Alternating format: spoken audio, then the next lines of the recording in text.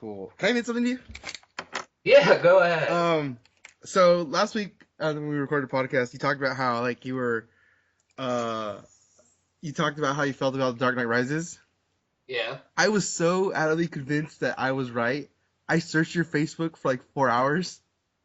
Are you Yes, serious? I did. I was like, this motherfucker. I know he felt different about it, and I found some stuff, but it wasn't too damning. So I was like, fuck.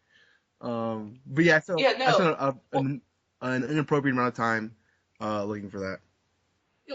I mean, look, like I said last week, it wasn't that I hated it when it came out. I thought it was okay.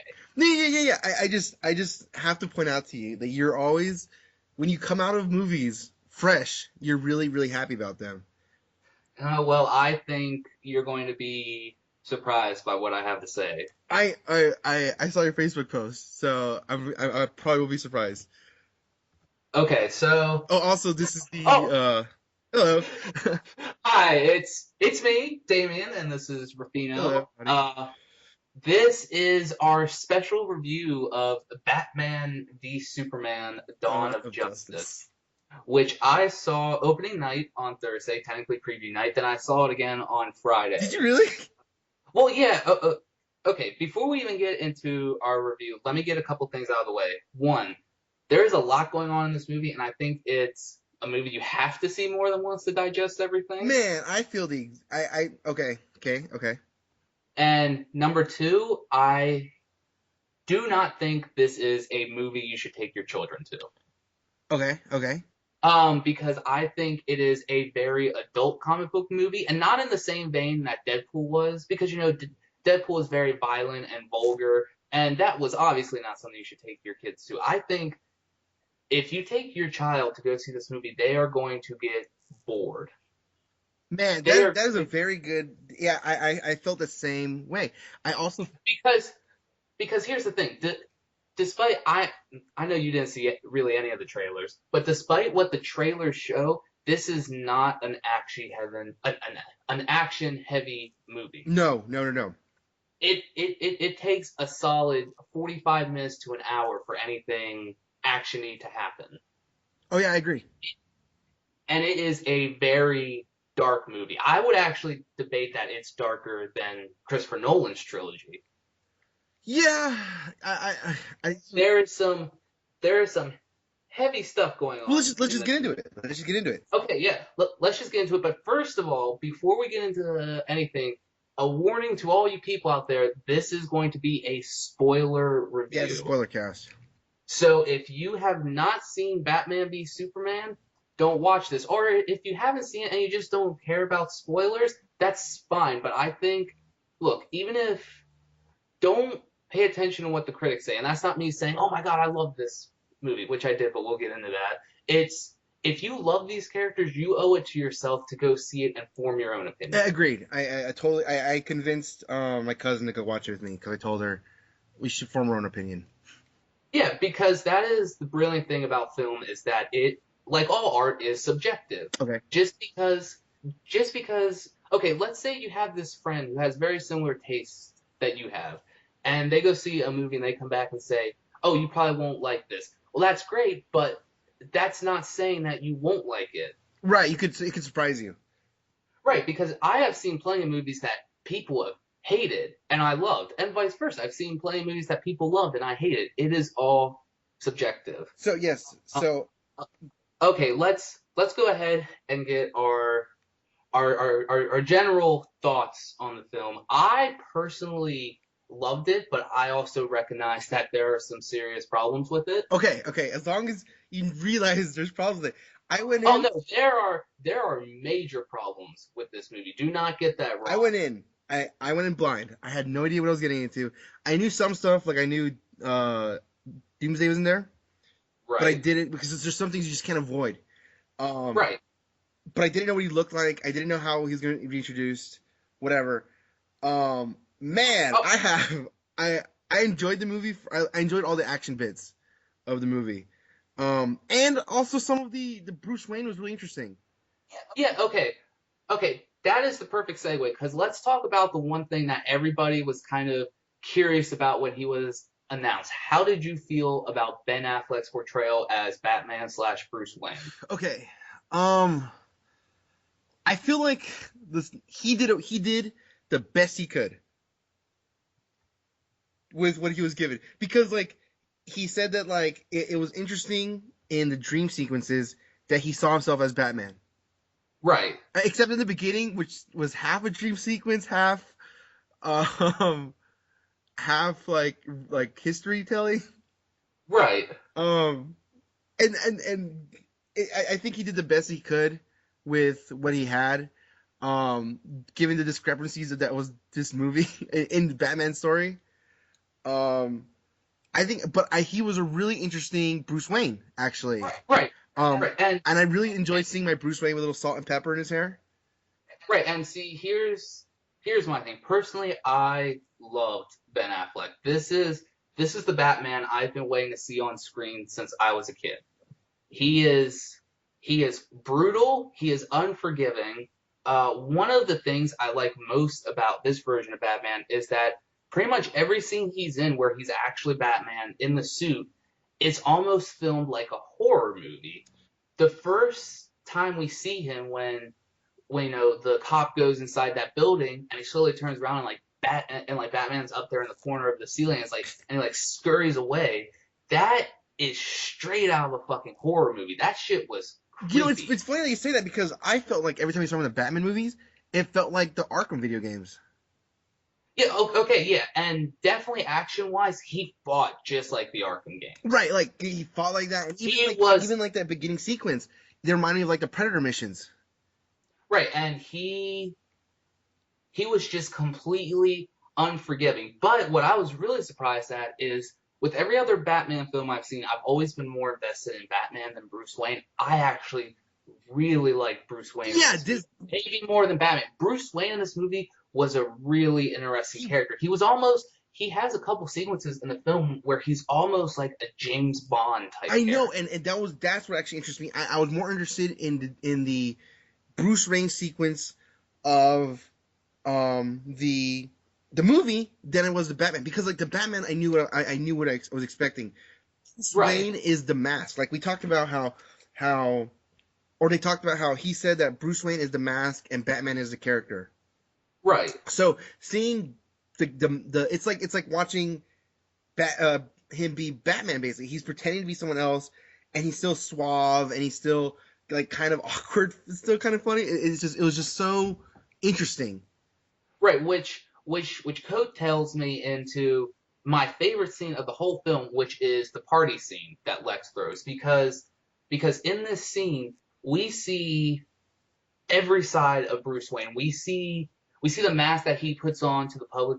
Very charming, cocky. I love that line that he gives Clark Kent, where he's like, "The Daily Plan. Do I own this one, or is this the other guy?" Yeah, exactly.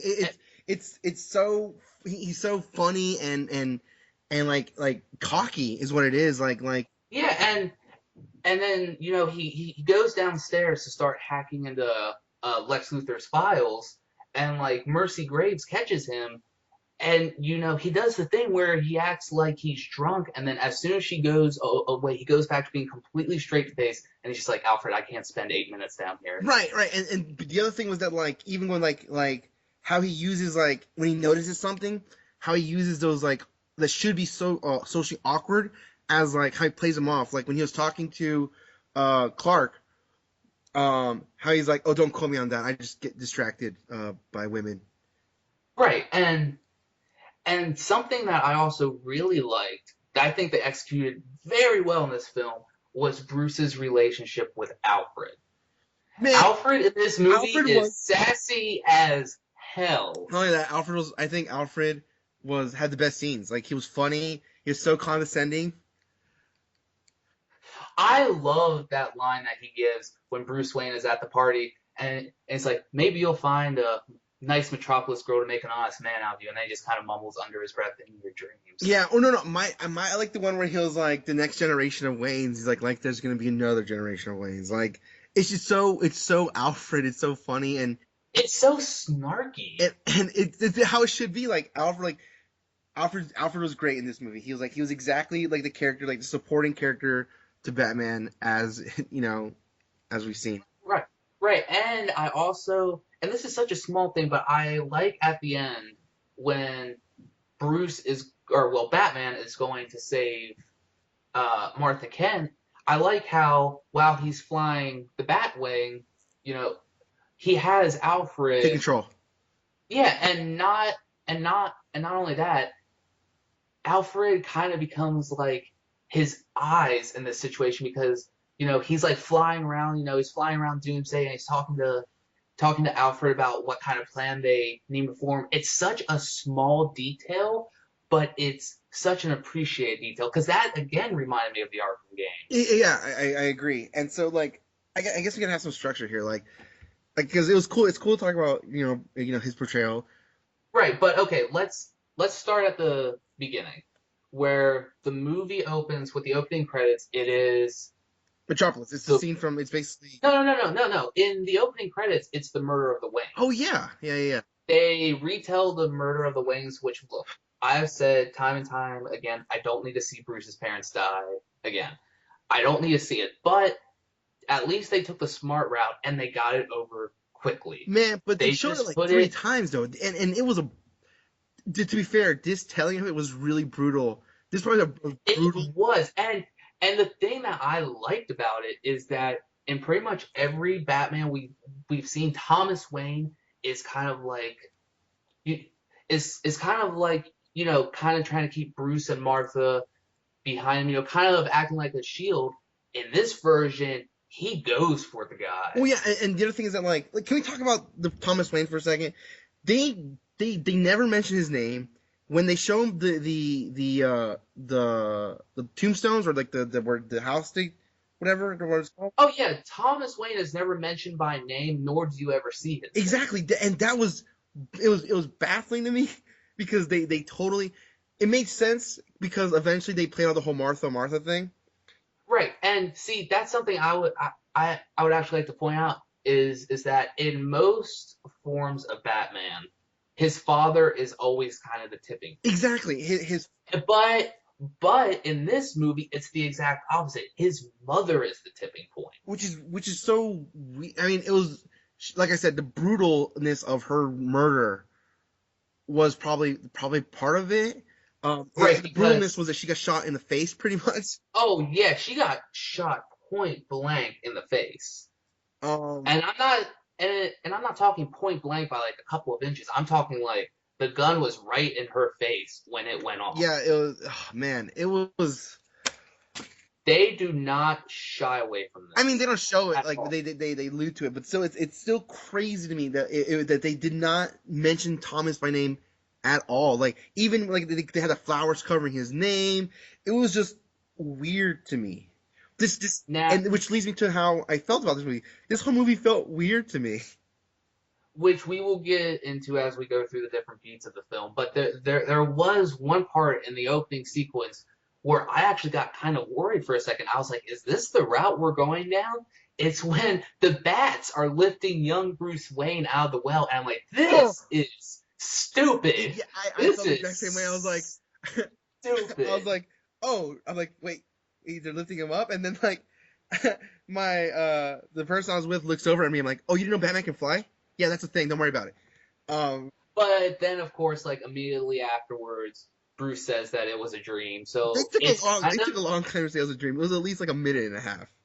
oh yeah, they really hold on him being lifted by the bats, and it was just so silly.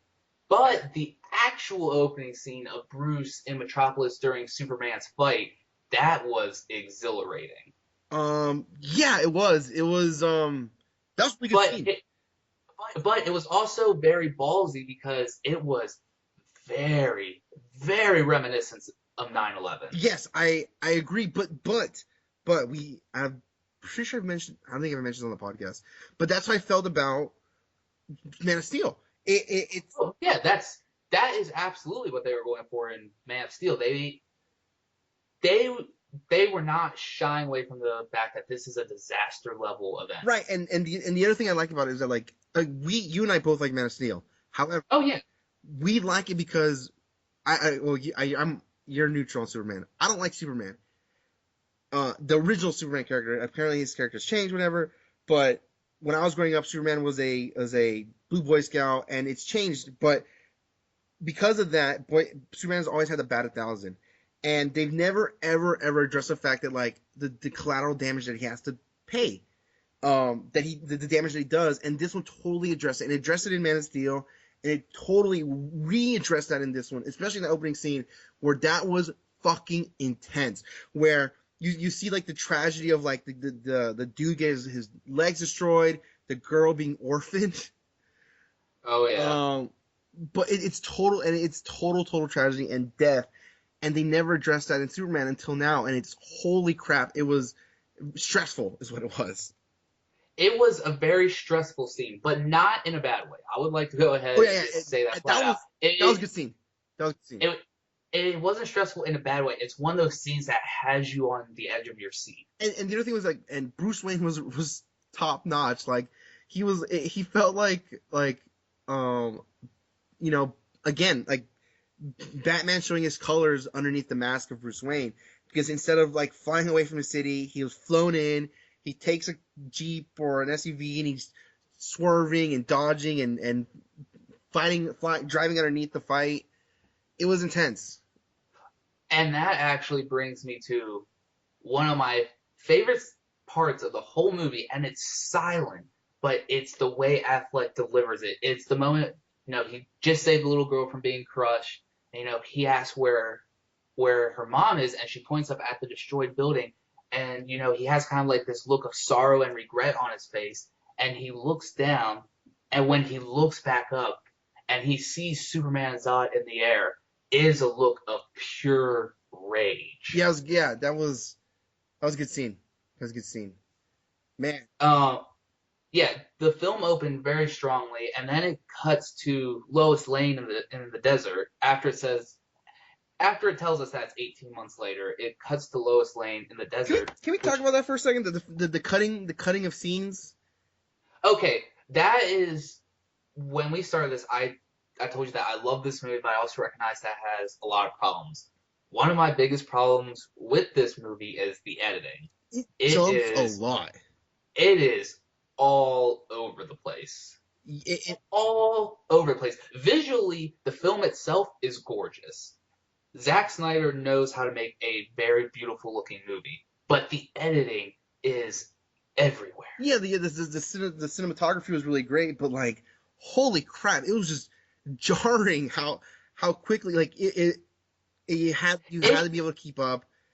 Right, and there were multiple points in the movie where like I was starting to get invested in a scene, and then it just suddenly ends and cuts to something else without explanation, without any closure to the scene we were just watching. Yeah, it was, man. That is one of the most common complaints I have seen about the movie, and that is not something I will defend on, because the editing in this movie is, if I'm going to be honest, not that great. Right, and when I say not that great, I have seen worse editing. I've seen much worse. It was just jarring to me to see all of that, and then like that super stressful scene of like Metropolis being destroyed again. Also, like going back to that Metropolis scene before we leave it, it was really cool to see it from Bruce's point. Not only Bruce's point of view, but like the civilian point of view. Right, because in Man of Steel, we only saw it from Clark's point of view. I mean, yeah, we got an idea of all the destruction that was going on, but we followed that fight. We never really went to ground level to see how it was affecting everything. Because from his point of view, it did look like he was doing his best to stop it and to minimize it. Except for the part where he went to space and he destroyed a satellite for no reason. Right. And that's something, I'm going to jump movies real quick. That is one of the things I defend Man of Steel most on, is that yes, there is a lot of destruction in the last fight, but there's a couple things you got to keep in mind. One, DC was going for that very like, what if two godlike beings actually fought in a city? Mm. And regardless of what you think of the Superman character, that's what would happen. There would be collateral damage. And on top of that, if you go back and you look at the timeline of Man of Steel, by the time that fight happens, he's he's been wearing that suit for a day, maybe. Yeah. He has no idea what he's doing. He hasn't been trained at all. He's going up against Kryptonians that were bred to be military trained. Yeah. So it was interesting to see it from like a civilian point of view, from the very like the actual destruction 9/11 feel that it was. Right, That was cool. and That was and and with Lois and the desert thing, I did not realize this until I read it on Facebook, like last night sometime. They actually kill off a Superman character in the opening scene. yeah. Yeah, they kill off Jimmy Olsen. Yeah, they do. They straight up shoot him in the face. And which was There, so there's actually a lot of people getting shot in the face in this movie. that was so weird to me. I was like, oh, it's Lois and Jimmy, great. And then Jimmy's a freaking CIA agent. He's like, it's okay, freaking shot the face, execution.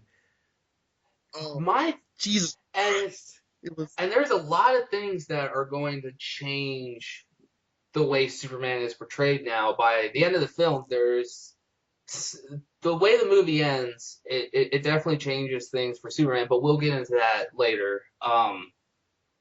But the opening scene in the desert, I thought was fine. I thought it was kind of weird how like Superman flies in, he completely ignores all these people getting shot, and he goes straight for Lois, which I get it.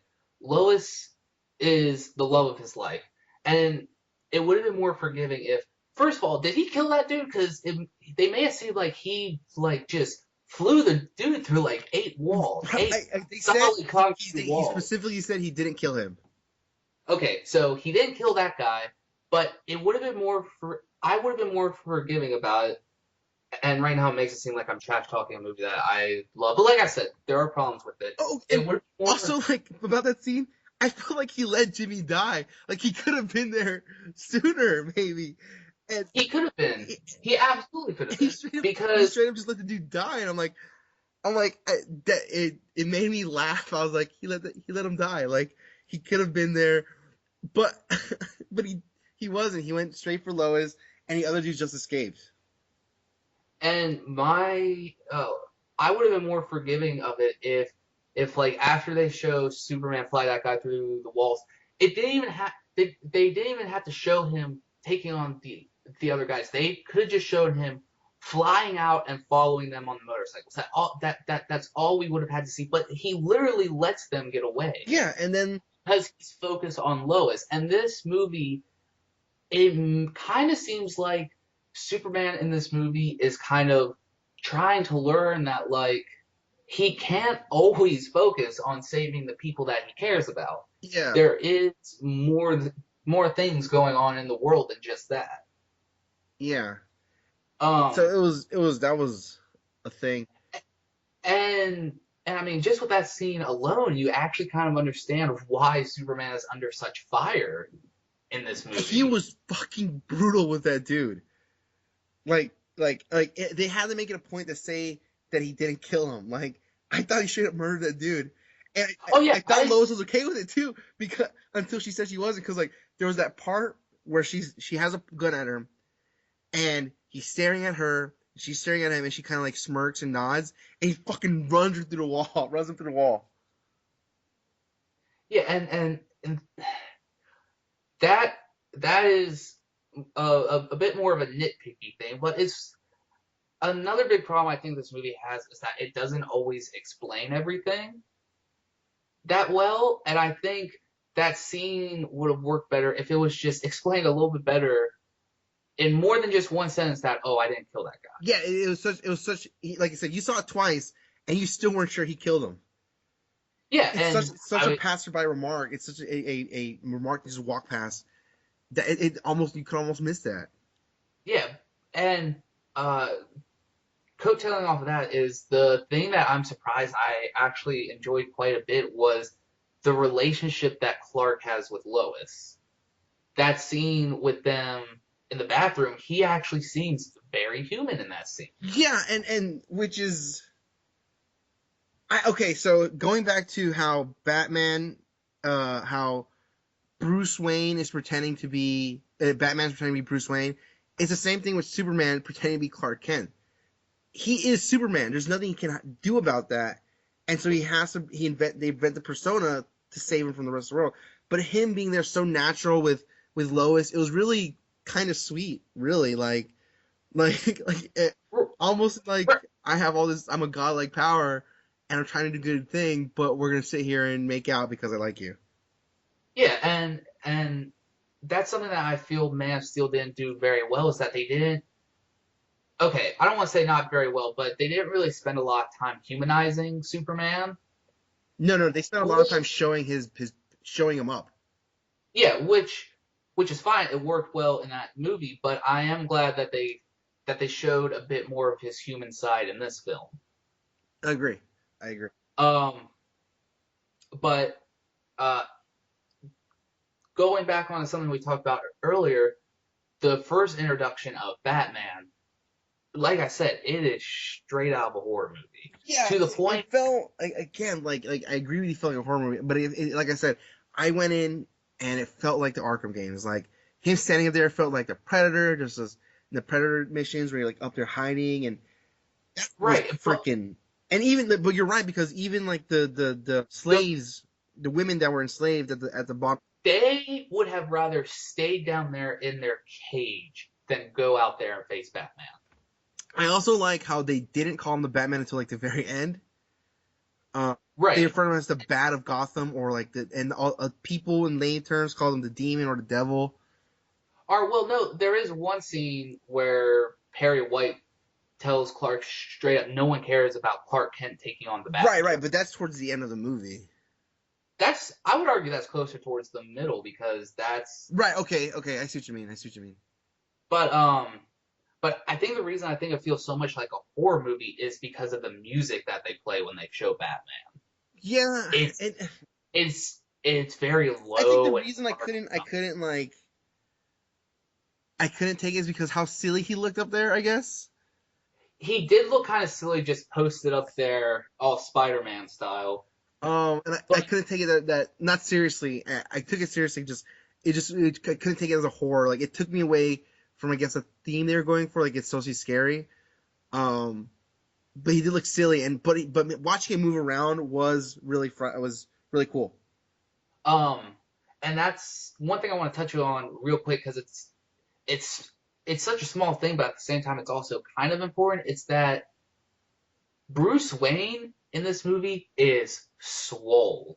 He is huge, Yeah, which is which is something I like because no offense to Christian Bale, but he always had kind of more of an athletic body because his Batman was much more of a I almost want to say like a gymnast, but this Batman looks straight out of like a Jim Lee comic. He is huge. yeah, he definitely had the physique of like the Dark Knight Rises.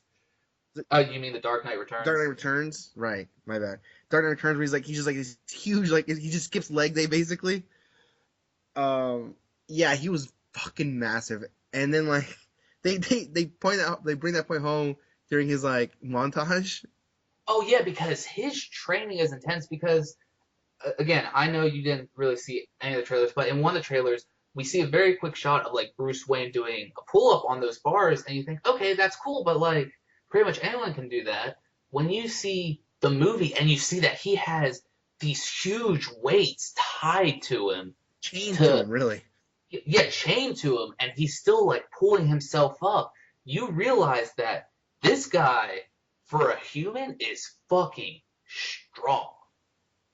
I also like it was funny to me to see that because like you saw him without a shirt, you saw him in the costume, but he didn't look that buff in like as Bruce Wayne. Right, until they do that training montage, and you're like, oh my god, he is huge. Yeah. So Um, yeah, that was really cool. That should have been a trailer, by the way. that should have been a trailer. Or that should have been like a TV spot. Yeah. Um, but the first introduction of Batman, I thought was great. Let's let's go ahead and talk about something that I think a lot of people aren't going to like about the movie, and myself included, and that's Lex Luthor. Oh my god. Okay, let's go ahead and get something out of the way. I like Jesse Eisenberg. I think he's a really talented actor, and performance-wise, he did a good job. He did exactly what the script called for him to do. But this version of Lex Luthor, the like kooky mad scientist, I am not a fan of. It was weird. It was so jarring to see Lex Luthor lose his train of thought. In the Right. in that there's that scene where that party scene where he's giving a speech and he loses his train of thought, Like 3 and I'm times. like, what the hell is this? Like kooky mad scientist is exactly. I didn't know how to describe him, but that's exactly the perfect way to describe him.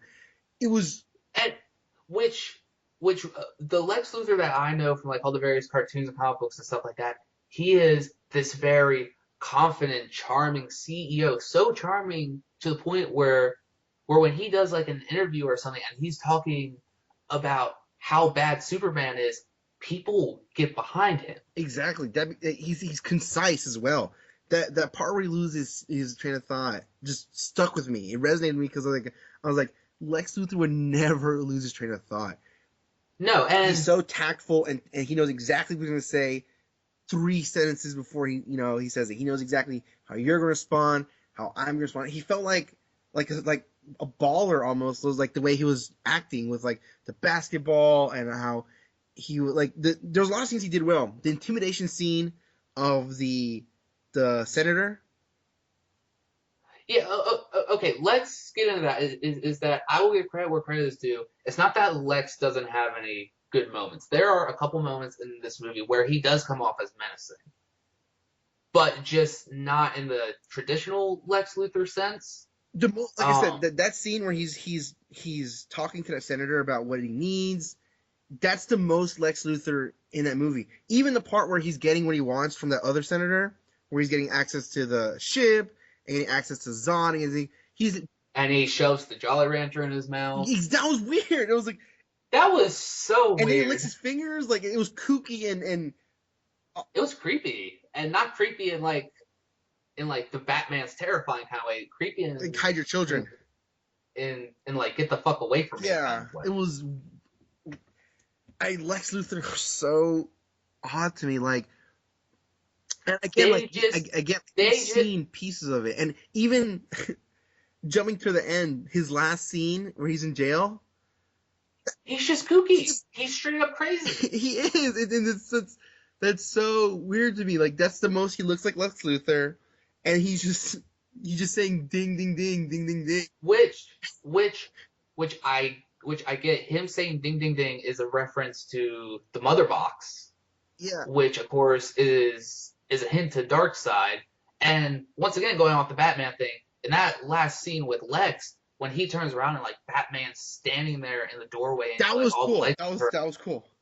that was horrifying. And first of all, going back on how big Batman is in this movie, he takes up that whole goddamn doorway. Yeah, he does. So this is definitely the most intimidating Batman we've ever had, because I'll be honest, if I was a criminal and I was running down an alley and I turned around and I saw that guy standing there, I'd be like, I give up. You win. I'm good. And yeah, and the way they did the cape, it felt like he was smoky almost. Like Yeah, and but like let's not let's not go through every scene. I'm not trying to. That's I'm jumping back and forth. Like Um, let's talk about the party scene real quick, because that's kind of where all of our main players are in the same building at one and time. that's when they're all introduced, really. Yeah, and first of all, I love that Bruce Wayne notices Diana from across the room, and they kind of look at each other, and it's kind of one of those things where I know a lot of people were trying to like shame Gal Gadot because she's not very muscular. Even after putting on muscle for the role, she's still pretty small. She's tall, but she's small. And but they very much play off the fact that Diana is a very beautiful woman. Yeah. And I would like to believe that's why Bruce noticed her at first, because they really do play off the fact that even the real Bruce Wayne, who's like tortured and stuff like that, he's a fuckboy. He likes women. Yeah, they pass by it so quickly. You barely notice that when he wakes up from the nightmares. There's a woman in bed Yeah. with them. Yeah, so I thought that was cool That like Can that be and something. can that be the quote of the podcast? Batman's a fuckboy. Sure. But I mean, it's true. He's kind of a man whore. because like Uh, because like, even before that, his interest in Diane was like she intrigued him is what it was. Like they were really flirtatious. right. And uh, you made me lose my train of thought with the fuckboy thing. Um, You're like Lex Luthor. See, perfect. but uh, but yeah, I thought it was cool how they introduced Diana because something I think people tend to forget. One of my first big introductions to Wonder Woman was the Justice League cartoon, and in that movie, she wasn't, like built either. She was just this very beautiful woman who happened to be super strong and could fly and all that. I actually want to talk about Wonder Woman for a second. Wonder Woman was awesome. She had some of the best scenes in the movie. Yeah, and that again, one of the things that seemed to worry people the most was Gal Gadot because really the only thing I know her from are the Fast and the Furious movies, which are not known for their acting. No. So I can definitely understand why people were worried about her, but every scene that she's in, she is an absolute scene stealer. Yeah. She immediately grabs your attention.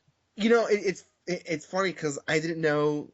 I haven't seen most of the Fast and Furious movies. I've only seen like the first couple, like the first four. I don't know if she's in the first four, but I can't remember. It's been a long time. but the movies are fun. I don't really go to see those movies for acting, like you said. And so Yeah, they're fun. I didn't know who Wonder Woman was. I know she was Gal Gadot, but I never looked what she looked like. But she absolutely, like, going in blind like that, she absolutely stole the scene.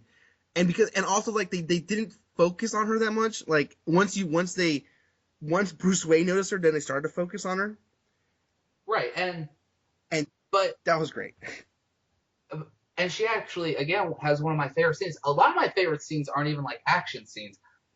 Another one of my favorite scenes is the second time they meet at kind of like that museum or art gallery or whatever it is, and they're actually talking to each other for once. Which, first of all, is a scene with absolutely no context at all. Yeah. Why is Bruce Wayne there? Why is Diana there? What is the whole point of this party? There was no point. Exactly. There's no reason for them to both be there except that there's no reason for him to be there except that she was there, and there's no reason for her to be there. Like she was looking at a sword that they both knew was a fake.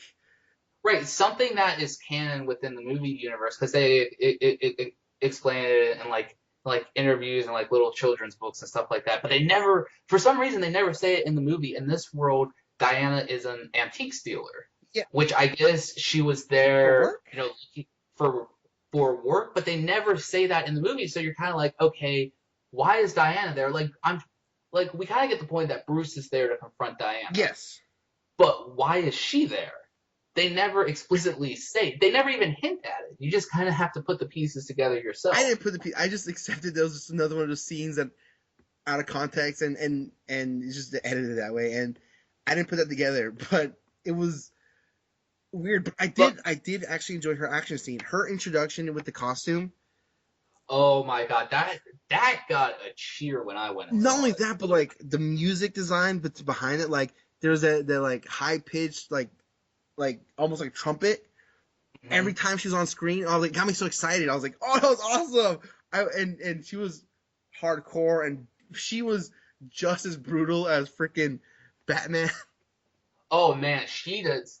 When they get to when the Trinity fights Doomsday, Wonder Woman is not pulling any punches, and there is one part in that fight where I've seen people be very divide. They either love the moment or they hate it for really stupid reasons. It's the moment where like Doomsday hits Diana and she goes flying back, and when she goes to sit up, she has like this smirk on her face, and like there are of course okay, I'm gonna go on a very small rant here. It's the people who are mostly complaining about that are social justice warriors hiding behind their keyboards typing that oh, they shouldn't portray that Diana likes getting hit and this and that. It has nothing to do with that. It's that in this movie, it is flat out said that Diana has not really been Wonder Woman for about 100 years. She has not put on outfit since 1918. It's never said why, because obviously they're going to explain that in her movie next year, which, by the way, seeing this made me really excited Is for Wonder Woman. her movie gonna be the explaining of that picture? Yeah, Because that because movie, that picture looked very comic booky, like the people she was well, with. well, no, because her movie is an origin story that takes place in 1918. Got it. Okay, cool. It takes place during World War One, but I didn't that moment, and such a small brief moment, I didn't read into that as Diana, enjoys getting hit. It's that, okay, I get it. Wonder Woman is supposed to be like a symbol of peace and love and all that because she's a very compassionate character. But at her core, she still comes from a warrior race. Yeah. She was raised as a warrior, and I took that smirk as her missing the thrill of battle. I took that smirk as like she was probably the most cocky the whole time, because there was a part in the scene in the back to that fucking party scene where Lex Luthor's talking about Perseus and Prometheus and Zeus. And she kind of like rolls her eyes. Yeah, she rolls her eyes because she was fucking there.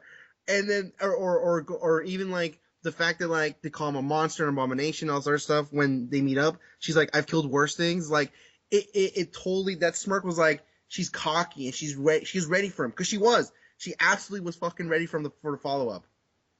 Right, because this version of Wonder Woman, it's kind of hinted at in the movie. I mean, obviously, if she hasn't been Wonder Woman in 100 years, but she is immortal. And they have said, again, in like little handbooks and interviews and stuff like that, that this Wonder Woman is 5,000 years old.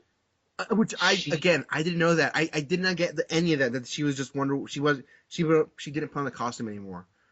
Right, and that, I'm glad you brought that up, because that is something I actually want to bring up real quick about this movie. Is that I think if you're like me and you're a huge DC fan, a fanboy for argument's sake, you are probably going to enjoy this movie. If you aren't really in that same camp, you're probably going to be very lost in this movie. Okay, that's funny they say that, because I think that even the people who are dedicated to DC are 50-50. Well, no, it's still absolutely divided no matter what. I just think this film is not as accessible for non-DC fans. Totally invested in these characters and their history and in the lore. They don't explain, like, if you don't know that Batman is Bruce Wayne, you're very lost at this thing. And not that you would be, but okay. Real quick, is that stuff like that I can let go, because characters like Batman and Superman, they are iconic. They are known across the world. Pretty much everyone knows who Superman and Batman are. Okay, agreed. The perfect example I can give is the first Flash cameo and then the subsequent Justice League cameos. If you are not a DC fan, you don't know who these characters are, you are going to be so confused. Those cameos were really, I didn't care. I didn't care for the Flash cameo. That was a little okay. Let's talk about this for a second. The cameo, the Cyborg cameo was awesome. It was like a horror movie. Yeah, that felt like body horror. The Aquaman cameo was super cool. I'm so excited for fucking Aquaman. Yeah, and it's such a small detail, but the thing that I really liked about his cameo was that in the darkness, his eyes glow. Oh man, yeah.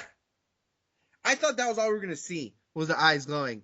But then you see him like the trident and his freaking and how fast he is underwater. Yeah. He is just as fast as Superman underwater. I was hoping they were gonna show some of like the supernatural stuff that he does. Right, and with the Aquaman thing, at the very end, when Lois Lane throws the kryptonite spear into that water, I was for sure thinking in my head, oh shit, Aquaman's gonna pop out of that water, he's gonna have that kryptonite spear, and he's about to fuck shit up. But that never happened. Oh yeah, I thought that too. I was waiting for that. Okay. Before you get into the Flash cameo, because they really, I wouldn't say they play off the Flash a lot, but out of the Justice League members that are cameos in this film, he definitely has the most time. Let's talk about his first cameo, and before we talk about that, let's talk about the nightmare scene. Which one? The when I say Nightmare, though, the one that they keep advertising like Nightmare or Batman, all that, the very Mad Max style Oh, the one, sequence. I know what you're talking about. The one where it felt that was a really weird scene for me because it felt like it combined two comics. I was I was just kind of confused because between the Omega symbol in the dirt and the parademons, they kind of they kind of imply that Darkseid has taken over this world. But then you have Superman flying in, acting like a tyrant. Which is from Injustice. So, which is straight from Injustice. Which, man, Superman in that nightmare scene when he drops down and he just straight up kills everyone in the room. It's a really cool scene. But again, I'm also left confused because I'm like, okay, is Darkseid the villain in this world? Is Superman the villain in this world? Is Superman kind of like his right hand man? I No, don't it know. has to be Superman because the soldiers had Superman patches, shields on their patch. Right, right. But then at the same time, then why the parademons? Why all the like I, hints to I have Darkseid and no fucking clue because even that costume that he had was Batman had was straight out of Red Sun. well, not straight out Red Sun, but definitely took cues from it. Yeah, okay, fine, yeah, fair enough. So it's like I'm watching that. I'm like, okay, like that Red Sun reference makes sense because that is the fear of Red Sun is that what if he was a bad guy? And Right, and then even like the whole thing where he shows up and gets the kryptonite, and then he has a fucking pistol, which fucking and he's just going around shooting people. Which okay, okay, let's talk about the fact that Batman in this movie. Okay, fucking straight up I murders everybody. okay, I would not say straight up because the reviews that I read before I went and saw this film, I didn't read anything with spoilers, but pretty much everyone mentioned the fact that Batman kills people, and a lot of them were making it sound like he's straight up like pulling out a gun, shooting people in the head, which he does in the nightmare scene. But I'll forgive that because again, it's a dream Yeah. sequence. But in the rest of the movie, he okay, don't get me wrong, he does cause death. But it's not like he's pulling out a machine gun and just mowing guys down. It's more, and something I noticed is that he it's mostly in the Batmobile chase, which by the way is a very thrilling scene. Again, straight out of Arkham. Um, yeah, straight out of Arkham Knight. But he's in that scene, he's not concerned with the fact that, oh, this car that I'm about to attach my tow cable to and drag along has dudes inside of it, or oh, this guy's shooting a machine gun at my Batmobile, so I'm going to use my guns against him and blow up the car. He doesn't seem that too concerned about saving them. How about the people he fucking took out in the truck when he slides across the truck? Okay, yeah, he definitely took someone out there. So I wouldn't say that he's a straight up murderer. He's just because this is very much the Frank Miller Batman, the one who's like at the end of his ropes. And if it was any other version of Batman, the fact that he takes lives or just not concerned about saving criminal lives, I would be a little more bothered by. But the fact that he's just at the point in his life where he's and they he even has a line in the movie where he talks about crime is like weeds. You pull one up and more just show up. Yeah, So that was interesting because like even if this was from the Dark Knight Returns, the Dark Knight Returns the Dark Knight Returns is definitely about him not killing people. Like that is the selling point of Batman in the Dark Knight Returns is that he's not murdering people, and he is freaking straight murdering these people. It's at least in the Batmobile chase, no. when he's there was a one scene that is straight from the Dark Knight Returns, where he's saving Martha Kent. Okay, yeah. Now that let's get into that real quick. First of all, Batman's fighting style is brutal. It is absolutely brutal. He is breaking bones. He stabs a guy with a knife. He doesn't kill him with that knife. He stabs him in the shoulder. But there are a couple deaths that he causes. The first one is when the dude goes to throw that grenade and kind of like throws it back at him, and the guy tries to jump on top of it. And Batman doesn't try to like save either of them. He's just like, well, that's on you now. And then the other one is when the guy with the flamethrower, who like he's kind of been chasing after this whole movie. He has Martha Kent, and he's like, I'll kill her. I swear to God, I will. And Batman is holding this other guy who's holding a machine gun, and he's just kind of like, I believe you, and he uses the machine gun to shoot the flamethrower tank. So that guy obviously blows up.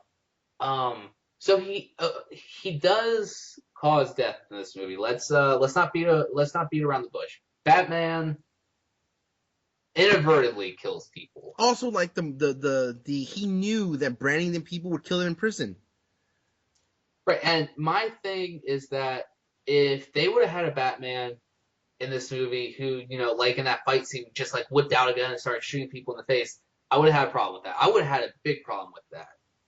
But I'm a little more forgiving with the fact that, he doesn't straight up just murder them. I feel like If that makes I felt like he sense. just straight up murdered people. But there is another reason I will forgive that, which we'll get into in a bit, because I kind of want to save like the last like 30 minutes of that movie for later. But let's talk about what was supposed to be the big selling point for this movie, and that is Batman versus Superman. The fight scene. That was a good fight scene. It was a good fight scene. It was a lot shorter than I expected, and again, all the trailer and marketing stuff that made it seem like they were going to have multiple fights. Right. There's that first scene where he drives around the thing and he freaking just rips the top of the Batmobile off. I was like, and that's not really a fight shit, scene. it's about to go down, and then Superman just kind of flies off. Yeah. But we learn in the scene prior that Lex Luthor has been manipulating this whole thing. Yes. That Lex was the one who sent Clark the pictures of the criminal that Batman had branded and wrote those fucking Polaroids, and wrote judge, jury, executioner, justice with a question mark. And then it also becomes clear that he is the one who is sending Bruce Wayne like those return checks that say stuff like it's your fault, you let your family die and all this other stuff. Yeah, Bruce Wayne is blind. And this is actually a moment where I felt Lex Luthor was kind of menacing, not particularly in his performance, but those Polaroids he has of Martha Kent, they're dark. When did he take those? That was my question. Yeah, that's something else I kind of just let slide.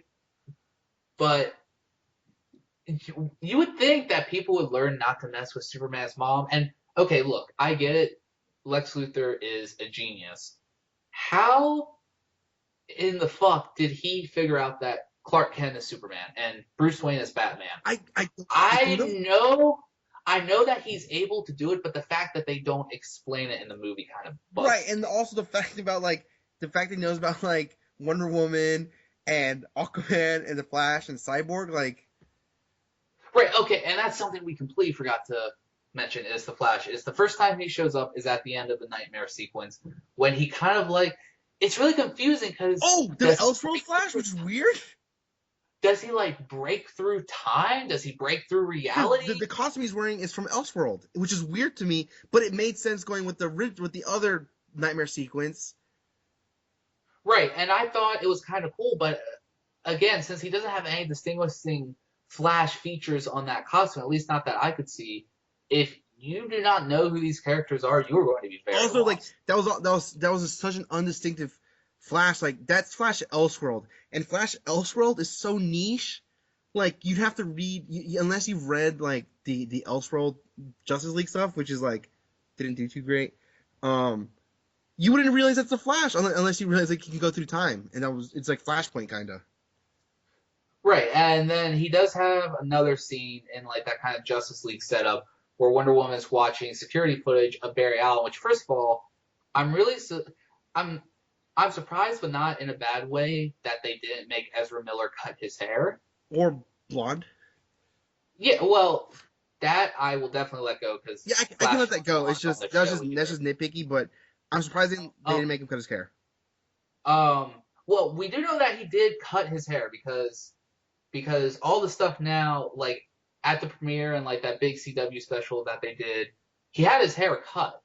So we know that at some point he's going to be rocking shorter hair. But the fact that he looked very like he looked scruffy and he had like the long hair kind of up in like a half ponytail, half messy bun type of thing. Yeah, And it was and they very much played off the fact of how fast he is because unlike in the CW show where there's always like this streak of yellow lightning, it's very much like he's there 1 second then he's not, yeah.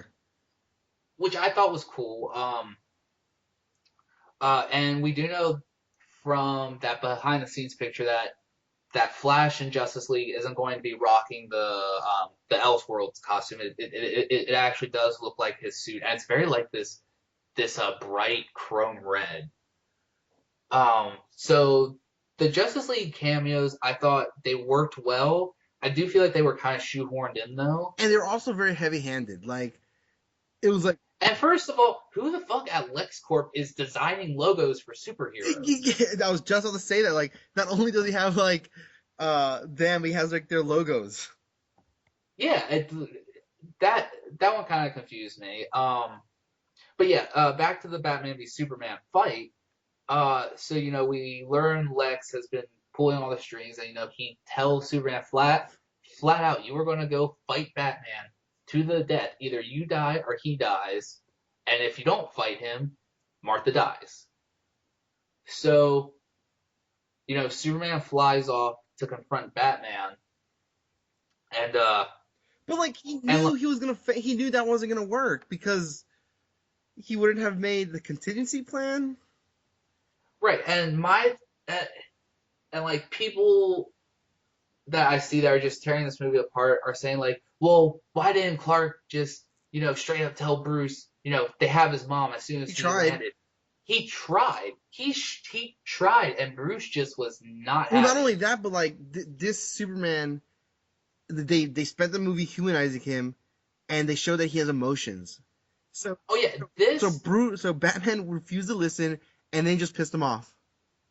Right, and that's when the fight really starts. And there is some stuff in this fight scene that is straight out Dark Knight Returns.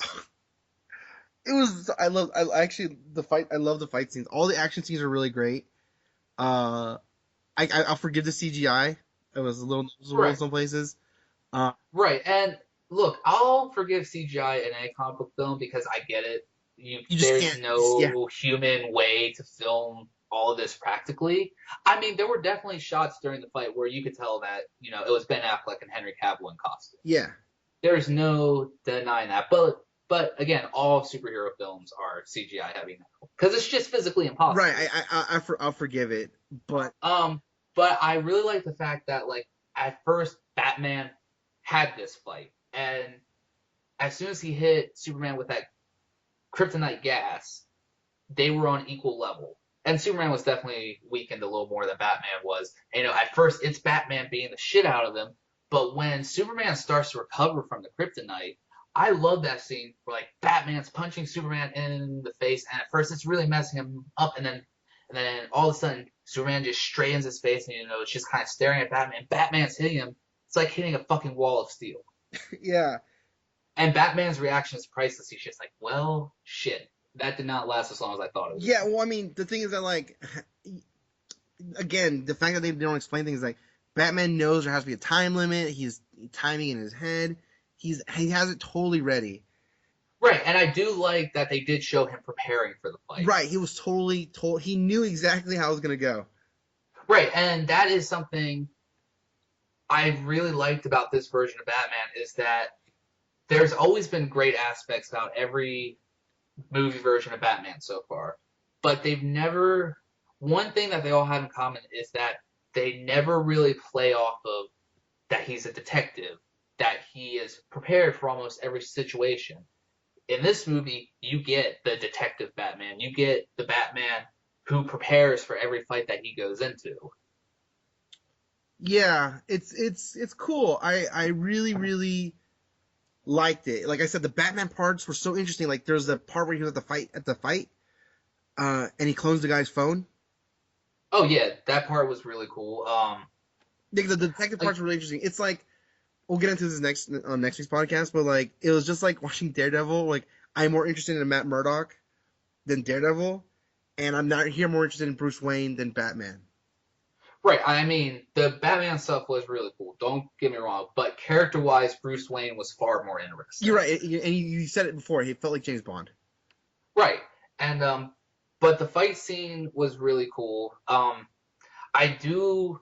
I have seen people be very divided about this. They either like it or hate it.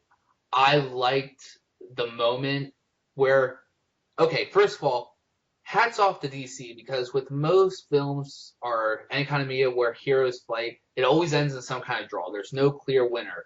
But there was a clear Batman winner. is the Batman is the clear winner in this fight because he has his boot on Superman's throat, and he's about to stab him with that kryptonite spear. He is about to straight up kill Superman. But then Superman says, Martha, you have to save Martha. And this is one of the biggest reasons I actually like Superman in this movie, is because here this guy is about to kill him, and he doesn't beg for his own life. He's begging for him to go save his mother. He doesn't give a shit if he lives or dies. He wants his mother to be safe. And that is kind of like the moment for Batman where throughout this entire film, he has seen Superman as this alien threat that was one day going to destroy the human race. Antagonizing him, really. Right. And this suddenly makes Bruce realize that this guy is more human than I thought. He has people that he cares about, has people that cares about him, which is very evident when Lois Lane comes running in and is screaming at him to stop. Which is And that was a weird scene too, like setting up.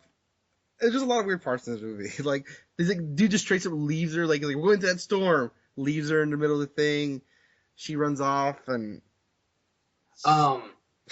but I've seen people say that they don't like this part, but I actually really enjoy it because, and you actually, when like, Batman starts to stumble back and, he's looking all around him, you can see him like putting the pieces together in his head and realizing I have been played. right. And if even more than that, it's like going further than that fight. It was, but like, how did you feel about Doomsday? The introduction of Doomsday. Okay, we'll get into that here in a second because there is something I want to touch. I want to touch on. Another problem I have with this movie is that having a mother with the same name is all it took for Superman and Batman to be friends.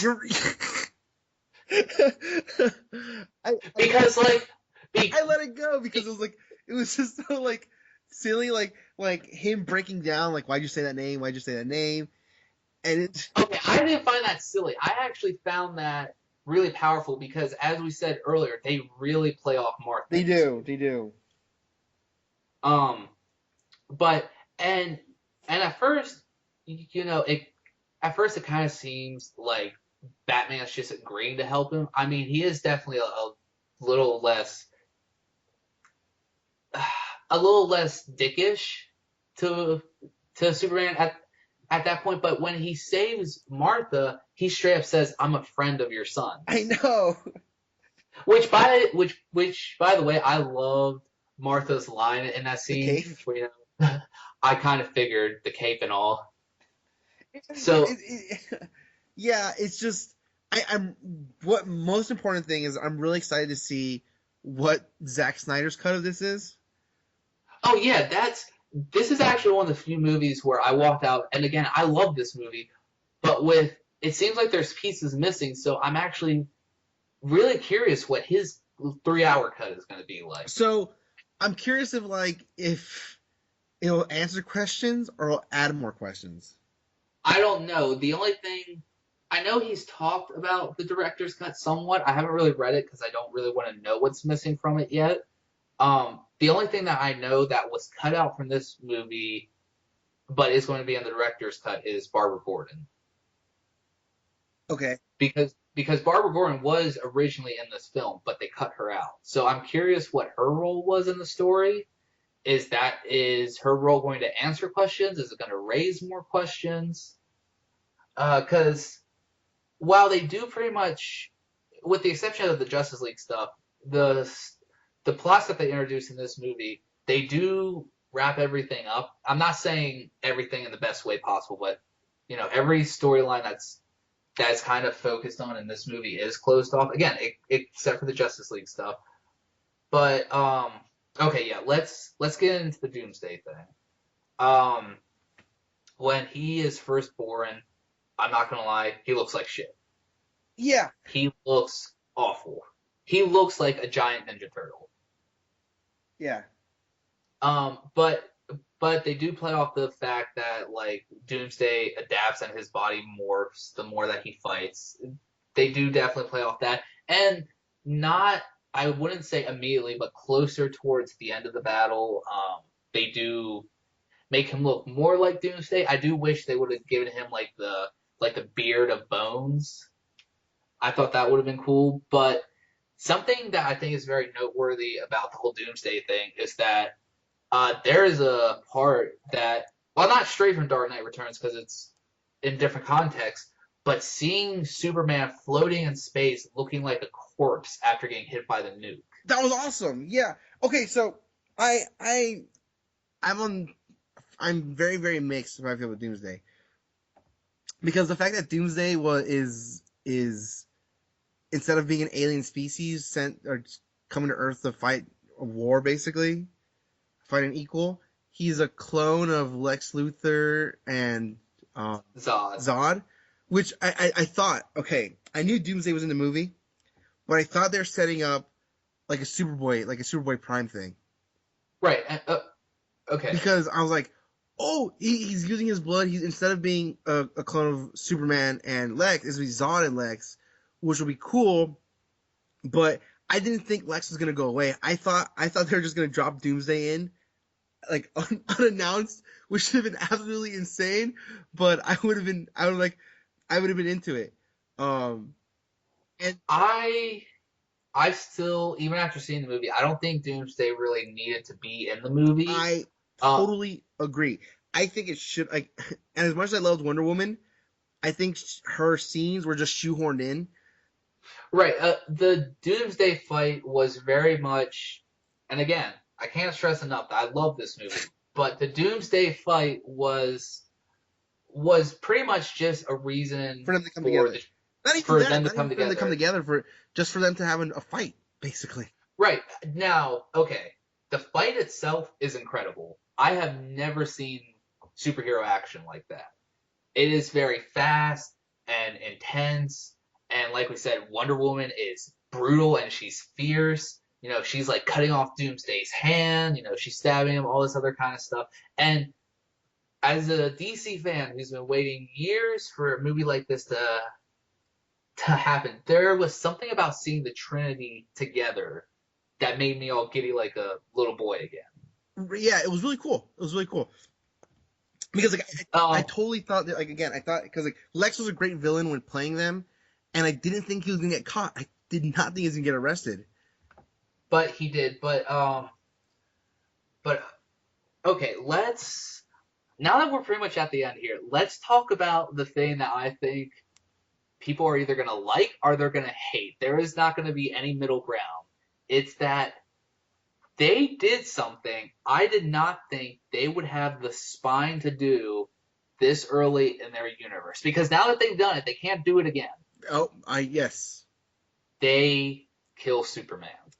Which again, as soon as I saw Doomsday, I'm like, they have to kill Superman. You don't introduce Doomsday without killing Superman. No, They even did the scene where he shoots into the sky, and I thought he was gonna drop him, but I actually was not sure that they were going to kill Superman because my thought process was there's no way they're going to do it. There's no way they're going to do it this early because one, I knew that he was in Justice League, and he still is in Justice League, but obviously they're going to have to resurrect him at some point. But I also didn't think they would do it this early because when they finally do get around to making Superman's own movies again, it would have been smarter to build up to that, build up to the Superman who the world loves and they really mourn his death, because if they would have done it later, just imagine how the funeral scene would have been with each member of the Justice League coming in and paying their respects. It'd be a very cool cameos for all of them, but they kill him off early in this movie. which totally threw me. I didn't throw me off. Like I said, I saw Doomsday. I'm like, they have to kill Superman. That Doomsday is synonymous with the death of Superman. You don't have Right. those. Two, you can't have those two apart. So I'm like, as soon as I saw Doomsday, I mean, I knew he was in the movie, but I didn't think. I thought he was gonna get away. I Right. didn't think that. I didn't think that fight was gonna be concluded. As soon as I saw him go into the air, I'm like, Superman's gonna die, and he might not die there, but man, I knew he was gonna die, and I don't know how they're gonna fix this. It's crazy to me that they did it because the Doomsday story is a huge deal. It is. And okay, people listening to this are probably thinking from our reactions that, or at least mine, that I'm one of those people who hated this. I didn't hate it. I think that it did invoke emotion, especially first of all, the music in this scene, his death scene, is very haunting. Um, but but just seeing like you you know Batman grabs Superman's body and lower it down to Wonder Woman so that Lois can cradle him, and then just seeing like Lois crying over his body while Batman and Wonder Woman watch on. First of all, that shot looked like a painting. Yeah, It looked like one of those like classical paintings with pretty much mourning the fallen hero. Um, and yeah, I mean they kill off Superman, and the thing that I do like is that he had two different funerals. He had the funeral in Metropolis for Superman, which first of all I like that they made the coffin black. That is yeah, with the silver S on it. That was really cool. Um, but this actually gets me into the thing about how in this universe Superman's whole mythology has changed now because Superman has quote unquote died multiple times in the comics since the death of Superman. which is funny because the Death of Superman wasn't that long ago. Right, but the thing is that when Perry picks up that paper, not only do they explicitly say that Superman's dead, Clark Kent is dead, Oh, and oh yeah. and the world knows it. Clark Kent is dead. So how are they going to explain that Clark Kent is suddenly alive again? Also, Because I thought what was happening was because in the scene, I thought he. I'll be honest with you. I thought they were playing it up. I thought he lived because right, even though I knew I like I said, even though I said before that I knew they were gonna kill him, I thought they were just playing it up for the scene because again, like I said, he was in Justice League. I thought they were playing it up that they were killing Clark Kent and that Clark Kent can exist, but Superman must exist. right, which turns out not to be the case at all. Superman is at least for the moment, quote unquote, dead. Um, and but then I like that in his actual funeral, where he's buried on the farm, or at least in Smallville. He has a very simple coffin. Um, he's just surrounded by a select few people that knew him. That to me, that is very much the Superman character. I agree. I totally agree. And again, despite the fact that I think they should have saved it for later, the way they executed it, it was a very emotionally powerful scene. Yeah. And of course, one of my favorite lines in the whole film, and one that after seeing it twice, it's the one that always sticks with me the most. It's when Bruce Wayne says, "I failed him in life. I won't fail him in death." Which brings me full circle to what I was going to say earlier. I actually think that Superman's sacrifice has changed who Batman is to his core. Because I think after seeing this guy that he thought was a villain sacrifice himself for the world, I think now we're going to see Batman kind of step back and say to himself, okay, maybe I have started to push too far. Maybe I have become too brutal.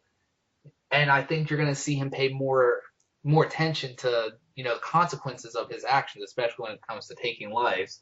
So that's why I'm more forgiving to the fact that he quote unquote kills people in this movie. Um, Well, I was okay with it for a couple reasons because um again, I know he's taking from Dark Knight Returns, Right. and in Dark Knight Returns he's much older, um, to the point where like there. I remember there was a point where he has a gun, and he has his internal struggle with himself: is it gonna be me or them? And ultimately he finds his way through it because he's fucking Batman. But that is an important struggle. The fact that he thought he had to carry one, Right. and so that's why I was more okay with it. But like it was jarring that like this younger one is supposed to be over the hill Batman. Right. And like I'm also more forgiving to it because this the the kind of carelessness of human life is not. This is not something new to Batman films.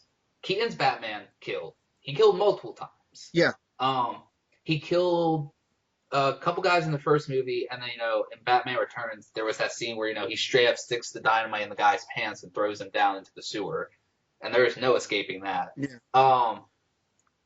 While Bale's Batman didn't, he again kind of did what Affleck's Batman did, at least in Batman Begins, where it's like one of those situations where I don't have to kill you, but or I'm not going to kill you, but I don't have to save you.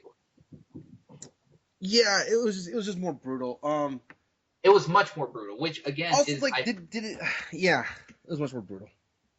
which is again another reason why I don't think this is a movie for kids because when I saw it the second time, when I saw it on preview night, honestly there weren't many people there because it's preview night. It's a Thursday night. Friday night is a much Yeah, different no, the story. theater I went to was crowded. Also, it was showing like it wasn't too crowded because it was showing every half hour the whole day. Oh yeah, yeah. I mean, when I saw it last night, it was packed. Um, but I saw multiple parents take their kids out just because this Batman is so brutal. Yeah, I didn't. It was This is okay. So this again, leads me to a question that I wanted to ask you: is this a Batman movie featuring Superman, or is this a Superman movie featuring Batman? um, well, I think they got about equal screen time. I would definitely say Batman got a little bit more because they had to introduce this new Batman. As much as I really want to say it was equal ground, I kind of feel like this was a Batman movie. I totally agree with that. I mean, the whole time, even though they spent a lot of time antagonizing Superman, they spent a lot of time not only antagonizing Superman, but even from Superman's point of view, it didn't feel like he was being a hero the whole time. Right. So it totally did feel like a Batman movie. Um, I do, however, think that when Superman comes back, which obviously they have to find a way to bring him back in Justice League, it kind of implies in the very, very, very last shot of the movie that Superman might still be alive and he's like regenerating or yeah, something. that was right about the head there. Which is weird because he didn't have the yellow sun in that coffin. Right. But I can again, there's a lot of things wrong with this movie that I just have to look past. It did look like he was about to get up, and then there was no closure or no payoff for that. Right, because the very last shot of the movie is the dirt on top of his coffin starting to like rise. So like it almost because it very much reminds me of that scene in Man of Steel when he flies for the first time and he has his fist on the ground and the earth around him starts like shake and like kind of float in the air. That's what it reminded me of. So I thought, oh man, is Superman about to fucking bust out of his coffin? And then But then it immediately goes to black and credits start there rolling. was no credit scene and there was no post credit scene. Right, right. Which I have seen people say, "Oh, why don't they have a post-credit scene?" I actually don't think DC needs a post-credit I scene. think it's just a way for them to differentiate themselves even more from Marvel. Right. Which, okay, I'm glad you brought up Marvel because here's the thing. I think it's not so much that this movie is a bad movie. I think people went into this with expectations, I had not, but still and had felt weird about. I'm very mixed about how I feel about this movie. right, but but getting to my point is that and this is not me bashing Marvel at all because if I sat here and said that I hate every Marvel film, I would be a liar. But I think because Marvel has been doing this for so long now, I think people kind of have expectations about what a superhero film should be, and DC This movie is not like any Marvel movie you will ever see. It is very dark. It's very serious. It's very grim. And like I said, it is a very adult comic book movie. Um, because Marvel films, they have a brand that they follow now, which is fine. It obviously works for them. And Marvel films are movies that you can take the whole family to see. I think Agreed. I think this movie is. I was talking to one of my friends about it the other day. This is a much more adult comic book movie that focuses less on the action and You know, more on it, the struggles of the it's character. funny that you mentioned Frank Miller. This felt like Watchmen, Yeah, no, which no. Zack Snyder had a lot of hand in as well. This felt like, Well, yeah, he directed yeah, it. obviously, but this felt like Watchmen, the comic book, and then the movie, because the movie was a really good adaptation. It felt like the comic book, which is a lot of dialogue and a lot of setup, and not a lot of action, and it was good. And so now, I guess now that we're not wrap. Well, I do want to talk about one more thing, a couple more things, before we wrap up. Uh, you love the movie, I and love the that's your movie, but verdict. Is that you love the movie, but you understand its issues. oh yeah, I understand a lot of its issues, and honestly, um, if it wasn't for those issues, I honestly probably would have given this movie like a 9.5 or even maybe a 10. That's how much I love this movie. But because of its problems, I'd give it an 8.5 maybe. That's even high. Just, I'm very mixed. This movie did a lot of things that are really cool. The action scenes were really fun. The comedic relief was great. The editing was weird again. But I felt like this movie was a lot of setup. More importantly, is I want to talk about two more things with you, and you can pick what order. I want to talk about okay, the cameos, the okay, not the cameos, but the Easter eggs, okay. and I wanted to talk about the future, what this means for the future of DC universe. Okay, real quick before we get into either of those, I want to tell you something that actually might surprise you. Go on. As much as I love this movie, I actually still prefer Man of Steel. Interesting. Which, you would think wouldn't be the case because of how much I love Batman, but and this is something I want to get into real quick. It's that the reason I like Man of Steel just a little bit more is because people can say what they want about it, but the story is focused. It it has a very clear plot that it wants to follow. There it's a bit more of a simplistic plot. I mean, it's definitely a little complex, but this movie has a lot going on in it, which is why I say it's a movie you need to see more than once because there's a lot that you have to take in. Yeah, yeah, it's a lot, and like there's just so much. Like I feel like you like the movie's really long, by the way, Yeah, it's 2.5 hours. and I think this movie could be a lot shorter. Yes, it can. I won't disagree with that. But let's get the cameos out of the way first. Yeah, the little Easter eggs. The Robin suit, the first, I think that was the first one. I really stuck to me. I like that's there, and it definitely hints at Batman's history. And I also like the fact that they don't really dwell on it that much. It could have been something they played off of more, and it may be something they play off of a lot of in the director's cut. But I thought if they would have made more of a focus on that Robin suit and really tried to like flesh it out, that would have just been more to throw into the movie. So I'm glad that they didn't really stick to it too long, and they never explicitly say which Robin it is. Right, because Us comic book fans are just assuming that it's Jason Todd, yeah, that's exactly. and I'm hoping that it's Jason Todd. So I guess the reason I brought up the future and as well with the Easter eggs is that like, do you think this will play into the Suicide Squad? Um, I think there may be references to this in the Suicide Squad. I think there may be references to the fact that Superman is dead. But I think Suicide Squad is going to do a lot better critically wise, just because it doesn't have to set up a universe. It has the benefit of a following after the setup movie, so they can focus on their own story. So I don't think this movie is going to affect Suicide Squad that much. I mean, we know Batman's in Suicide Squad at least for a little bit, Is which again, I didn't know that. yeah, yeah. There's actually, well, of course you wouldn't know that. You don't watch trailers. In the Comic-Con trailer that they released, there is a shot of Batman kind of like hanging on to the top of Joker's car, Huh.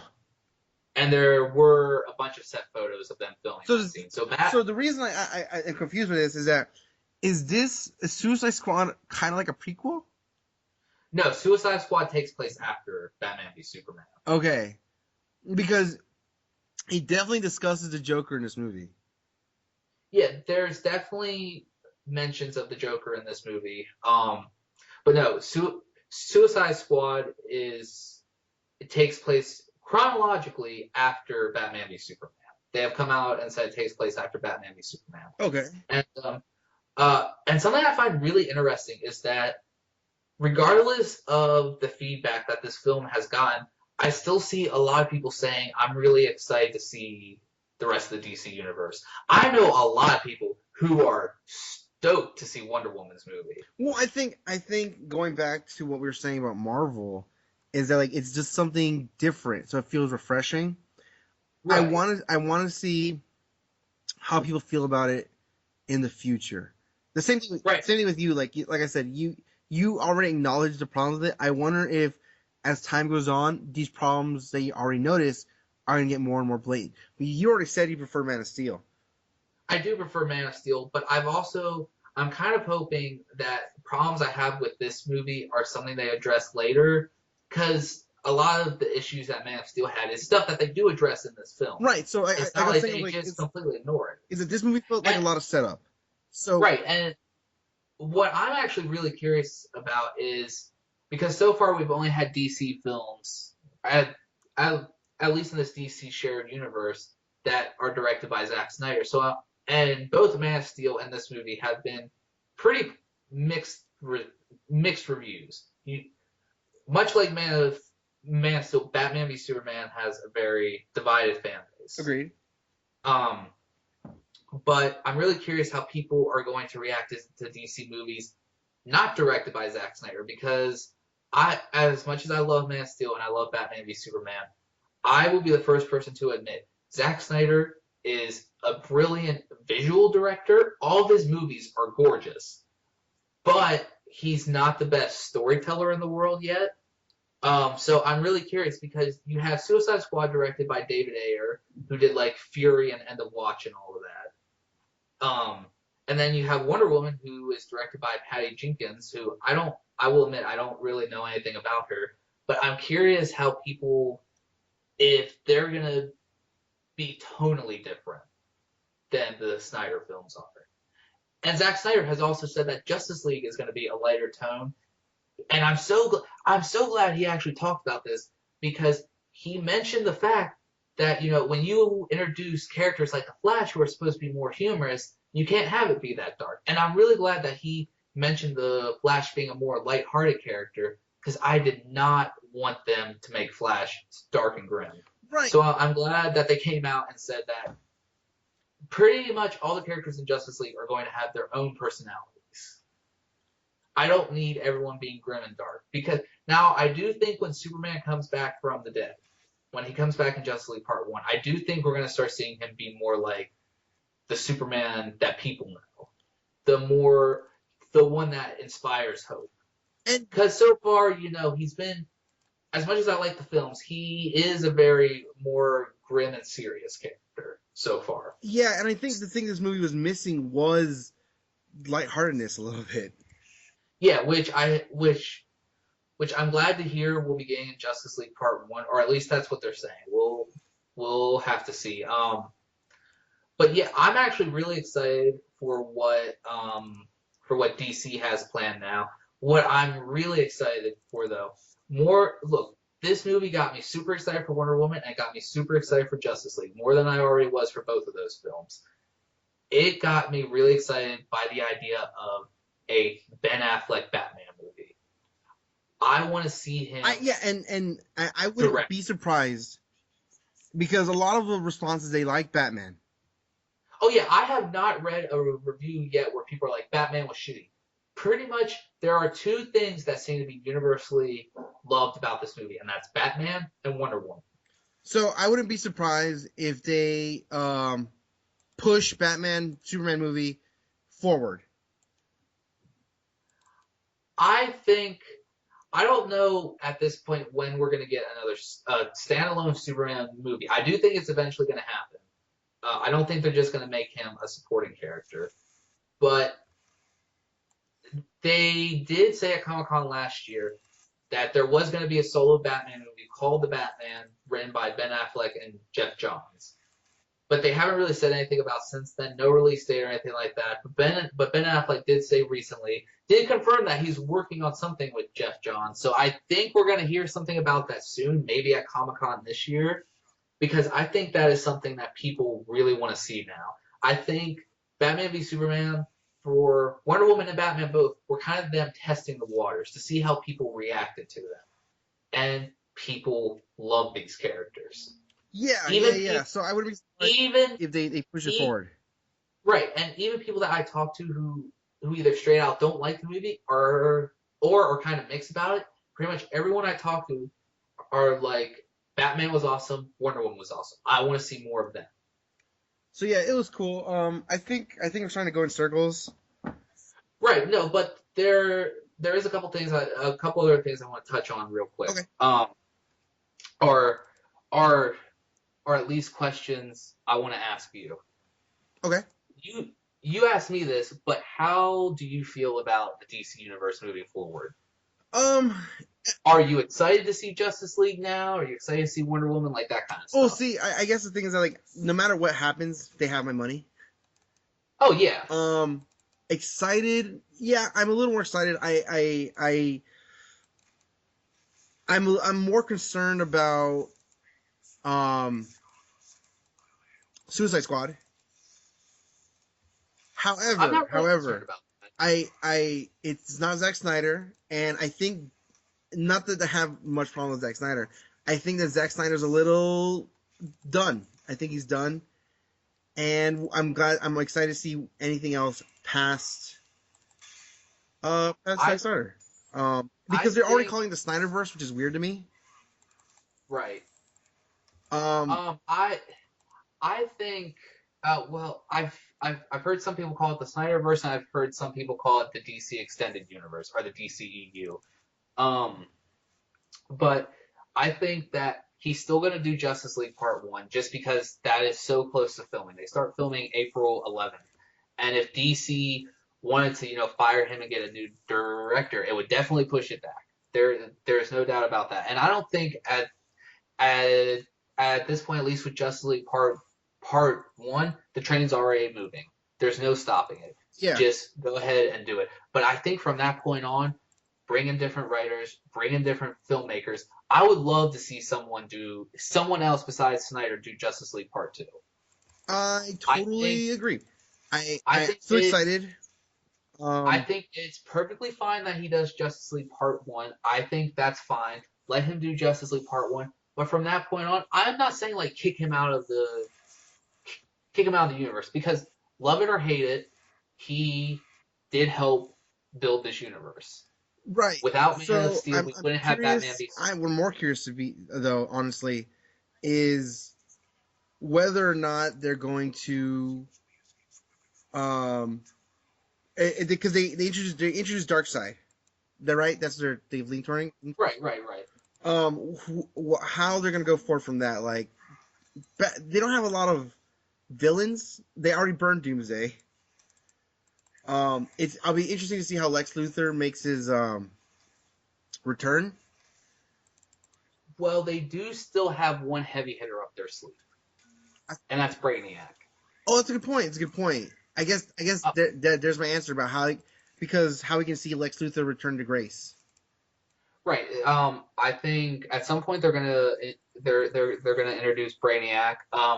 And actually on the Justice League thing, there's actually been rumors going around. And again, I stress this all the time with people. Rumors are rumors. Take everything with a grain of salt until someone who is officially involved in the project whether it be Zack Snyder or someone from WB or whoever, flat out comes out and says whatever it is and confirms it, take it with a grain of salt. But the rumors are that George Miller is going to be a producer on Justice League Part 1, which, if you don't know who George Miller is, back in like 2006, 2007, or whatever, DC and Warner Brothers actually had a Justice League movie planned, and they were actually about to start filming it. But then the writer's strike happened and it got canceled. But he was going to direct that Justice League movie. But where people probably know George Miller the most from is the Mad Max movies, and most recently Mad Max Fury Road. Man, and those movies were really good. Yeah, so I think if the rumors are true about him coming on as a producer, because Justice League is something he's been wanting to do for ages now. So I think it would be, first of all, I think it would be really cool to see him come on as a producer, and that gives me a little more hope for Justice League. I'm not that doubtful about it in the first place. Because I think visually wise, Batman v Superman looks the most like a comic book that I've ever seen any movie look like a comic book. But I think it would, from that point on, I think it would be really cool to either see George Miller either direct a Superman sequel, which there were rumors about him doing that months ago, but he came out and said that that wasn't true, or at least people say that kind of stuff all the time. So we'll see. They could be working on it. Right, or I would love to see him take over the reins and do Justice League Part 2. Yeah, like I said, I'm less excited about Zack Snyder. Right, I know like Zack Snyder and all them, they are fans of these characters, but I think you really need to bring in someone who is passionate about these characters, who knows how to write them, who knows how to film them. Also, who has like a history with these comic book movies. Right, and that's why I'm actually most anticipating Ben Affleck's solo Batman movie, because just assuming that he directs it and he writes it with Jeff Johns, who, if you don't know who Jeff Johns is, I can't really help you. What most people don't know, I think it's something you and I have discussed multiple times now, Ben Affleck is a huge Batman fan. Yes, you and I have discussed this. Huge Batman fan. So I think if you have him writing with Jeff Johns, who is at this point almost legendary in the comic book community, if you have those two writing it and then you have Affleck directing it, these are guys who are very passionate about this character. So that's why I would be most excited for the Batman. But I am still excited for Justice League. I am still anticipating Suicide Squad and Wonder Woman and all that. Really excited for Aquaman. I just think that down the line, that DC needs to really consider bringing on more storytellers and filmmakers. Yeah, because I'm excited. I'm excited. Look, dark, grim, and gritty works for Batman, but I want to see a Superman movie that's not dark, grim, and gritty. I don't want to see characters who aren't supposed to be dark, grim, and gritty be that way. I don't want to see a Flash movie that is in the same style as Batman v Superman. Because the thing is, like, they've had these dark, gritty characters they've done dark and gritty for a while now. Yeah, and look, I get why. The Dark Knight, which was a very dark movie, was extremely successful. Nolan's whole trilogy was extremely successful, but that one was definitely like the starting point. They only tried, after The Dark Knight, they only tried one other superhero movie that was not dark and gritty, and that was Green Lantern. And we all know how that turned out. Yeah, man. So I think they're trying to stick with what they think works. But I've been stressing this for years now. It works for Batman because Batman is a dark character. It fits his style. He's supposed to be dark and gritty, like Superman, Wonder Woman, Flash, all of them, they don't need to be dark. They can definitely have dark moments in their films. I'm not saying that there haven't been moments in the comic books where they aren't just as dark as Batman. And I think that's something that people tend to forget, is that there have been moments throughout his history where Superman is a dark character, where Wonder Woman is a dark character. but their films need to reflect who they are essentially as characters. Which is why I'm so glad Snyder is not directing Wonder Woman. Yeah, definitely. He's something else, man. I Uh, I actually want to see him work with the other Snyder, Scott Snyder. Scott Snyder, who of course has been no He's writing Batman no right now. well, he won't be for much Yeah, longer. that's true. I think he says it's either after issue 51 or 52. He's leaving soon, but he's very teasing about what he's working on. Right. But because he's teasing that he's still gonna be working on Batman, kind of, but not anything we know, maybe. Right. I think he's gonna go back to doing Detective Comics. So I think, and Scott Snyder, his run of Batman was so good. Okay, let's not get ahead of ourselves here. Not everything he did in his run was amazing. But the way he started out with Court of Owls, that was amazing. I will never take that away from him. But I'm glad you brought that up because I would actually like to see DC start doing what Affleck and Johns are doing, where okay, the guys who write the comic books, I don't want them writing the movies by themselves just because there is a big difference between writing a comic book and a movie. But I would love to see them work with a screenwriter and like kind of because the thing that I don't think anyone will deny about this movie is that it has potential. It has potential to be elevated way more than it is. Because again, But it's definitely the start of this universe. right, so I'm really curious how the universe is going to be moving forward now that they've kind of got the setup out of the way. So yeah, I'm excited. It's gonna be great. It's gonna be great. This is gonna be good. They have my money. I'm gonna watch movies regardless. Right, right. I mean, I could have walked out of this movie absolutely hating it, and I still would have gone and seen Suicide Squad in August and Wonder Woman in June of next year and all that because I have been waiting my whole life for this. But we are approaching 2 hours here, so let's get your final thoughts on the movie. Oh shit, we are. The movie's good. Take it with a grain of salt, or take it with a spoon of sugar, because this movie has a lot of things wrong with it, but it's still fun. The action sequences are fun. The short little comedic relief was fun. If you can, go during a matinee if you don't want to spend $10, or be a student and get half off, which my friends did, which is bullshit. So yeah, I And watched the movie because what they're trying. It's ambitious. That's the word I want to say. It's really ambitious. it's a very epic movie. Epic in It's trying scale. really hard to. I don't want to say they're trying to catch up to Marvel, but that's exactly what they're trying to do, and it's kind of noticeable, but it's really good. And what's your final score wise? Score? Oh shit. I'd give it. I will give it. Uh, a 72. Okay, I can definitely roll with that. As far as I go, look, like I said at the beginning, if you love these characters, you owe it to yourself to go see this in theaters at least once.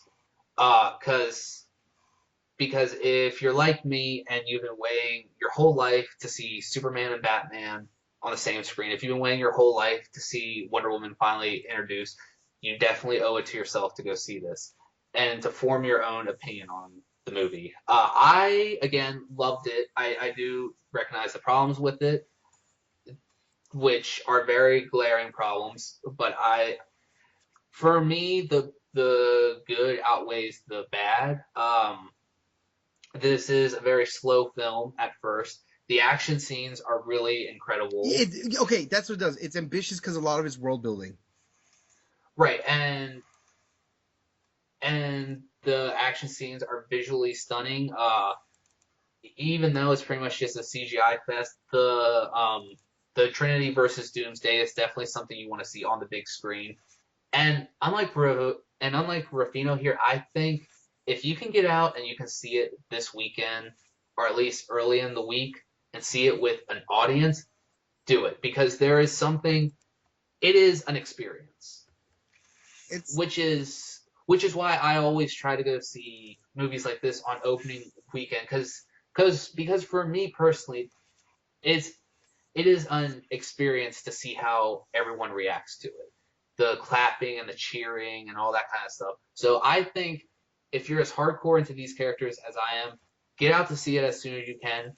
If you don't like it, you don't like it. If you love it, you love it. Make your own opinion about it. yes, that's a good point. So you already know my score. I give it an 8.5. If some of the other problems were addressed, I'd be able to give it a 9. Like if the editing was better, if some of the plot points were better explained, it would rank a lot higher with me. But I'm gonna give it an 8.5. I think it's a very solid film. I think it's getting a lot of flack that it doesn't deserve. It's not as it it I think this is something you and I can both agree on. It is not as horrible as some people are making it sound. Yeah, It it, is it's not a not. garbage movie. It's not this abomination that they want you to think it is, but it still has a lot of problems. I think people had a lot of expectation going in. It was is a problem. Right, I think, and I can't remember if this is something I addressed at the beginning or not, but I think it's one of those things where people walked into this expecting it to be a, an an action heavy film just because of the way it was marketed. Plus, the title is Batman v Superman. Um, but it's really not that. The action that it does have is great, but again, for like the first hour, it's a lot of dialogue and a lot of setup. So if you're looking for something a little different, if you want something that's a bit more of a change of pace, I would definitely say check this out. But again, like I said, if you're not a DC fan, you might find this movie a little inaccessible. Yeah, that's an important part is to know how invested you have to be. Right, and that's something I hope DC addresses in the future and changes is they need to make this a little more accessible for the general audiences. Look, me personally, I love that this kind of seems like a movie that was made for fans. Despite the fact that fans are still mixed on it, it does seem like they were really trying to cater towards like people who are very devoted to these characters.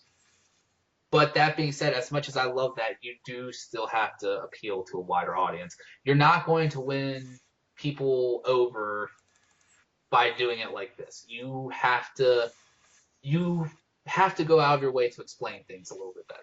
Yeah, like there's definitely people who whether go see the movie because they're gonna go see the movie regardless. Right. And superhero films are pretty much profitable no matter what, with the exception of a few films. Spider Man. Um, Spider-Man, Fantastic Four. But I cannot stress this enough. If you love these characters, go see it. Ignore the reviews, ignore all that kind of stuff. Just go to the theater, go see it as soon as you can, and make your own opinion of it. Because just because I love it doesn't mean that you're gonna love it. Just because Rufino's kind of indifferent about it doesn't mean that you're not gonna love it. It all depends on your taste. Yeah, Just yeah. I was just my really excited as wrapping this up because you're right, we're close to ours. I was really excited to discuss this with you because this is this movie we disagree. Not to the point where like it's good, it's bad, but you love the movie, and I'm so indifferent about it. So yeah, go watch the movie. It's a good movie. right, Or which I knew right from the get go as soon as this movie was announced that it was going to be a movie that divided people. I knew it wasn't going to be a universally loved film. Um, but yeah, definitely go and see it. My only word of advice would be, do not walk. Okay, because I do know people who have this train of thought. Do not walk into this movie expecting it to be like a Marvel movie because it's not. And if you expect it to be, you're just out of your mind. Because if DC tried to do that, people would scream at them for copying Marvel. So just Just go in there with, don't set your expectations high. Keep very level expectations and go in there and just take the movie as it is. Judge it on its own merits and what you like. If you're someone who likes movies that are maybe, a little bit slower, a little bit more adult, then you might find stuff to enjoy in this film. Because there are parts about that are absolutely incredible. Oh, I get it. If you liked Watchmen. Yeah. If you like Watchmen, you'll probably like this movie. If you like Man of Steel, I'm not gonna say you're gonna like this movie, but you'll still find stuff that you like about it. But yeah, in closing, as I've said 100 times now, if you like the characters, go see the film.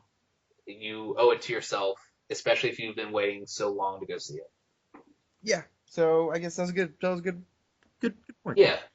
Yeah, so that is our review of Batman v Superman. We are kind of not extremely divided, but we do have different opinions on it. And yeah, that is pretty much it. We will see you guys next week. Later.